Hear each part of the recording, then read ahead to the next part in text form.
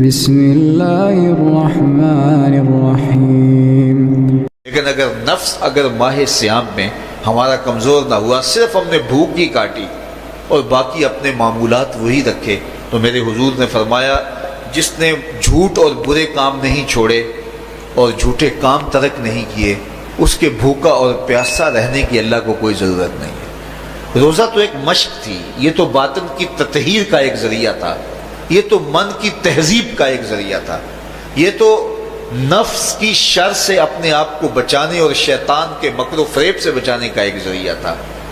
دیکھیے شیطان بند جاتا ہے ماہ سیام میں، حدیث واضح ہے، لیکن نفس موجود رہتا ہے۔ اگر نفس کمزور ہو گیا تو شیطان چھٹ کے بھی کچھ نہیں کرے گا، کیونکہ شیطان باہر کا دشمن ہے، نفس اندر کا دشمن ہے۔ جب تک اندر والا دشمن ساتھ نہیں دیتا، باہر والا دشمن کچھ نہیں کر سکتا۔ ہمارے دیہاتوں میں چوری ہو جائے تو بوڑھے بزرگ سر جوڑ کے بیٹھ جاتے ہیں کہ چور کہاں سے آیا، کیسے آیا، تو ایک نقطے پہ سارے متفق ہوتے ہیں کہ اندر کا کوئی بھیتی ضرور موجود ہے۔ اگر اندر کا کوئی بھیتی موجود نہیں ہے تو چور باہر سے آ کے حملہ آور ہو ہی نہیں سکتا ہے۔ تو شیطان باہر کا چور ہے، نفس اندر کا بھیتی ہے، اور اگر یہ اندر والا باہر والے کا ساتھ نہ دے تو شیطان انسان پر حملہ آور ہو ہی نہیں سکتا۔ اس لیے اس کو قابو کر لیں، اس کو رام کر لیں، تاکہ شیطان چھٹنے کے باوجود بھی جو ہے وہ ہمارے اوپر حملہ آور نہ ہو سکے۔ ورنہ وہ تو پیچ و تاب کھا رہا ہے کہ یہ جو تم نمازیں پڑھتے ہو، سروں پہ ٹوپیاں تم نے پہنی ہیں اور بڑے شریف بن کے مسجد میں جا رہے ہو، ذرا چھٹ لوں، عید کے دن ہی جو ہے وہ تمہارا سارا کیا دھرا برباد نہ کیا تو مجھے شیطان نہ کہنا۔ تو وہ سب کچھ برباد کر دیتا ہے اگر ہمارے نفس کی تہذیب نہیں ہوتی۔ تو یہ اللہ نے ایک ہمیں موقع دیا ہے، پورا ایک مہینہ ہے، ایک ورکشاپ ہے باطن کی تطہیر کے لیے اور ایک اندر کی پاکیزگی کے لیے ہمیں ایک موقع فراہم کیا گیا ہے، اور اس سے ہم بھرپور فائدہ حاصل کریں۔ قرآن مجید کی کثرت کے ساتھ تلاوت، صلاۃ التراویح میں شمولیت اور خاموشی کا اختیار کرنا، اور جو ہے وہ اللہ کے ذکر فکر کی طرف متوجہ رہنا اور بھوک کاٹنا، اس کا عملی نتیجہ یہ ہوگا کہ اتقاء کی دولت نصیب ہوگی۔ دیکھیے ماہ سیام میں ہمیں ان کاموں سے بھی روک دیا گیا جو کہ کام جائز تھے، کھانا پینا اور جو ہے وہ اپنی منکوحہ سے جنسی تعلق، یہ تو وہ امور تھے کہ جو جائز تھے، مشروع تھے، لیکن اوقات روزہ میں ان جائز کاموں سے بھی ہمیں روک دیا گیا۔ اس فلسفے کو ہمیں سمجھنا ہوگا کہ جو کام شریعت میں جائز تھے، مشروع تھے، روزہ ان سے بھی رک جانے کا نام ہے، اور جو چیزیں شریعت میں جائز ہی نہیں ہیں، جھوٹ بولنا ہے، غیبت کرنا ہے، بد نگاہی ہے اور دیگر برے اعمال ہیں، تو یہ چیزیں تو روزہ نہ بھی ہو پھر بھی ناجائز ہیں۔ تو جو چیزیں جائز تھی روزے میں ان سے بھی منع کر دیا گیا، اور جو چیزیں ناجائز ہیں تو اگر کوئی شخص ان چیزوں سے نہیں رکتا تو پھر اس نے روزہ کیا رکھا؟ ایک بندہ بھوک کاٹتا ہے لیکن جھوٹ بولتا ہے، ایک بندہ پیاس کاٹتا ہے لیکن غیبت کرتا ہے، ایک بندہ صبح سے شام تک نہ کچھ کھاتا ہے نہ کچھ پیتا ہے لیکن رشوت لیتا ہے۔ پھر مجھے بتائیے اس نے روزہ کیا رکھا؟ روزہ تو ایک مشق تھی کہ جو چیزیں جائز تھی ان سے بھی منع کر دیا گیا، ان سے بھی روک دیا گیا، اور جو ناجائز تھی وہ تو پہلے ہی ناجائز تھی، روزے کے بغیر بھی ناجائز تھی۔ تو اس لیے روزہ ایک مشق ہے۔ ہمارے سامنے مرغن غذا موجود ہے، ہمارے پاس سامنے ٹھنڈا مشروب موجود ہے، اور ہمیں مشق کرنے کی تلقین کی گئی کہ تمہیں بھوک ہے، شدت کی پیاس ہے، لیکن صبر کر کے دیکھاؤ تم نہیں لوگے، یہ تمہاری مشق ہے۔ تو پھر جو حرام ہوگا، اللہ کی طرف سے ممنوع ہوگا، تو اس کو تم کس طرح لوگے جب تمہاری یہ مشق ہو چکی؟ لیکن ہم اس مشق کے اندر ہی جب ان سے نہیں رکیں گے تو پھر ہمارا روزہ ہی نہیں ہوگا، پھر بھوک اور پیاس کاٹنے کے علاوہ کچھ نہیں ہوگا۔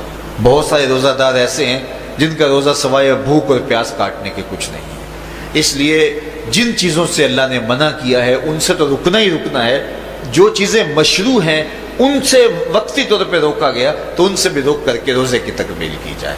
اچھا، روزے میں ایک اور چیز ہے کہ ہمارے صوفیہ مراقبہ کر کے ایک دولت پاتے ہیں، اور وہ کیا کہ اللہ دیکھ رہا ہے۔ وہ مراقبے میں بیٹھ جاتے ہیں اور اس تصور میں ڈوب جاتے ہیں کہ میرا اللہ مجھے دیکھ رہا ہے، اور یہ یقین اپنے اندر اتارتے رہتے ہیں اس کا نتیجہ یہ ہوتا ہے کہ پھر گناہ کرنا مشکل ہو جاتا ہے۔ یہ تصور جب بندے کے ساتھ جڑ جاتا ہے کہ میرا اللہ مجھے دیکھ رہا ہے۔ ماہ سیام میں یہ دولت اللہ بانٹ دیتا ہے۔ جو مراقبے سے صوفیاء حاصل کرتے ہیں، اللہ تعالیٰ اس دولت کو اہل ایمان پہ چھڑک دیتا ہے۔ کڑکتی دھوپ، برستی گرمی، زبان کانٹا، ہونٹ خشک، ٹھنڈا پانی دستیاب، دروازہ مکفل، کوئی دیکھنے والا بھی نہیں ہے، لیکن بندہ ایک گھونٹ بھی نہیں پیتا، وضو کرتے بھی احتیاط کرتا ہے کوئی قطرہ حلق سے نیچے نہ اتر جائے، کیوں کہ میرا اللہ مجھے دیکھ رہا ہے۔ جو چیزیں صوفیاء کو مراقبے سے نصیب ہوتی ہیں، ماہ سیام میں اللہ اس دولت کو بانٹ دیتا ہے، چھڑک دیتا ہے، بارش کی طرح وہ دولت برستی ہے، اور یہ تصور ہمارے ساتھ جڑ جاتا ہے کہ میرا اللہ مجھے دیکھ رہا ہے۔ ہم پانی نہیں پیتے، اللہ دیکھ رہا ہے، مرغن غذائیں موجود ہیں کہ اللہ دیکھ رہا ہے۔ تو میں یہ پوچھتا ہوں کہ ہم کھانا نہیں کھاتے کہ اللہ دیکھ رہا ہے، ہم پانی نہیں پیتے کہ اللہ دیکھ رہا ہے، لیکن جب رشوت لے رہے ہوتے ہیں اللہ اس وقت نہیں دیکھتا؟ جب نظر بھٹک رہی ہوتی ہے اللہ اس وقت نہیں دیکھتا؟ جب خیال بہک رہا ہوتا ہے اللہ اس وقت نہیں دیکھتا؟ جب سوچوں میں آوارگی آتی ہے اللہ اس وقت نہیں دیکھتا؟ تو یہ صرف وہ کھانے اور پینے کو ہی دیکھ رہا ہے، باقی امور زندگی کو نہیں دیکھ رہا، اور وہ کیا صرف رمضان میں دیکھتا ہے، غیر رمضان میں نہیں دیکھتا؟ تو یہ جو نور اترا تھا ماہ سیام میں، اس کو اپنے اندر اگر جذب کر لیا جائے تو زندگی سنور جاتی ہے۔ جو مراقبوں سے حاصل ہوتا تھا ماہ سیام میں، وہ میںہ کی طرح برسا، اور ہم اس دیر سے واپس آؤ، اور بازار میں دیر سے جاؤ اور جلدی واپس آؤ، لیکن ہمارے رویے اس کے برعکس ہو گئے۔ تو تنہائی میں عافیت ہے، خاموشی میں عافیت ہے، اور بھوک میں عافیت ہے، اور یہ ساری چیزیں روزے میں میسر ہیں۔ فرمایا تم سے اگر کوئی شخص الجھے، بحث کرے، لڑائی کرنا چاہے، تو تم اسے کہو انی صائم، میں نے روزہ رکھا ہوا ہے۔ اسی طرح جو ہے وہ روزے سے آپ کو یکسوئی ملے گی، قرآن مجید کی تلاوت کا ماحول ہوگا، اور تم بھوک کاٹو گے، اور یہ تینوں چیزیں تمہارے نفس کو کمزور کرنے والی ہیں۔ شیطان بند گیا، نفس کمزور ہو گیا، اور جب نفس کمزور ہو گیا، کمزور ہوتا ہے، یہ نفس مرتا نہیں ہے۔ یہ تو کوئی ہے باج فقیراں کسے نہیں ماریا، باہو ظالم چور اندر دا، یہ اندر والا چور جو ہے وہ اتنی آسانی سے قابو آتا ہی نہیں ہے، یہ پھر سر اٹھا لیتا ہے۔ اس کو جتنا کچلو، یہ کچھ عرصے کے بعد تھوڑی سی خوراک ملتی ہے تو پھر سر اٹھا لیتا ہے۔ حضرت باجید بستامی کہتے ہیں میں نے اپنے نفس کو ایک دن کہا کہ میں تجھے خوراک بھی نہیں دیتا اور تو پھر بھی موٹا تازہ ہے، تو میرے نفس نے مجھے کہا کہ اے بایزید، جب تم بازار سے گزرتے ہو تو لوگ انگلیاں اٹھا اٹھا کہتے ہیں یہ بایزید جا رہا ہے، یہ بایزید جا رہا ہے، تو مجھے میری غذا اور خوراک اس سے مل جاتی ہے۔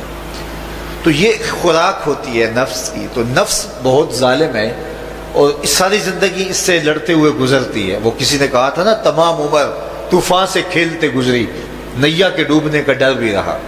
تو یہ ساری زندگی اس طرح ٹکراتے ہوئے سے گزرتی، لیکن جب کمزور ہو جائے تو پھر یہ شیطان کو جو ہے وہ موقع نہیں دیتا ہے۔